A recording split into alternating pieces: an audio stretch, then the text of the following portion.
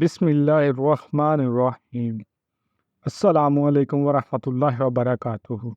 جو شخص یہ ذکر پڑھتا ہے اس کا گھر فرشتوں سے بھر جاتا ہے اور اللہ کا نور برستا ہے۔ حضرت عبداللہ بن عباس رضی اللہ تعالیٰ عنہ سے روایت ہے کہ حضور نبی اکرم صلی اللہ علیہ وآلہ وسلم نے فرمایا، تم میں سے جو شخص پوری رات عبادت کرنے کی مشقت سے عاجز دولت حج کرنے میں بخیل ہے اور دشمن کے ساتھ یاد کرنے میں بزدل ہے تو اسے زیادہ سے زیادہ اللہ تعالیٰ کا ذکر کرنا چاہیے۔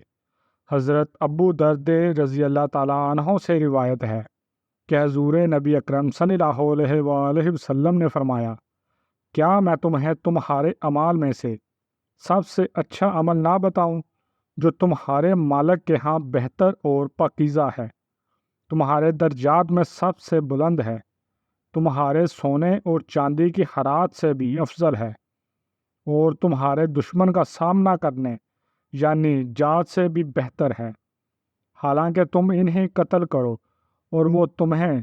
تو صحابہ کرام رضی اللہ تعالیٰ عنہ نے عرض کیا کہ کیوں نہیں؟ تو آپ صلی اللہ علیہ وآلہ وسلم نے فرمایا، وہ عمل اللہ کا ذکر ہے۔ حضرت ابو سعیدہ گدری رضی اللہ تعالیٰ عنہ سے روایت ہے کہ حضور نبی اکرم صلی اللہ علیہ وآلہ وسلم نے فرمایا کہ اللہ کا ذکر اتنی کثرت سے کرو کہ لوگ تمہیں دیوانہ کہیں۔ آپ صلی اللہ علیہ وآلہ وسلم نے فرمایا، جب بھی لوگ اللہ تعالیٰ کے ذکر کے لیے بیٹھتے ہیں تو انہیں فرشتے ڈھانپ لیتے ہیں اور رحمتوں نے اپنی آغوش میں لے لیتی ہیں اور ان پر سکینہ یعنی سکون و طمانینت کا نزول ہوتا ہے۔ تو آپ نے رجب کے مہینے میں یہ ذکر پڑھنا ہے۔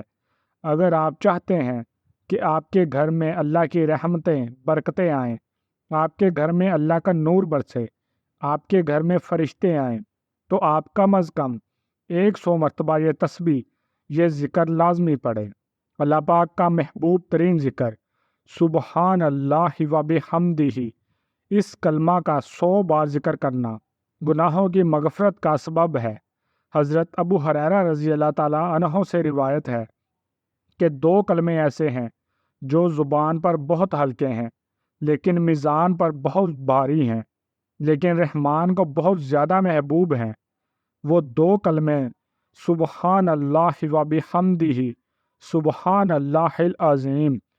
تو آپ ہی اس عمل کو، اس ذکر کو لازمی پڑھیں، اسے شیئر کریں، ویڈیو کو لائک، چینل کو سبسکرائب کریں۔ جزاک اللہ۔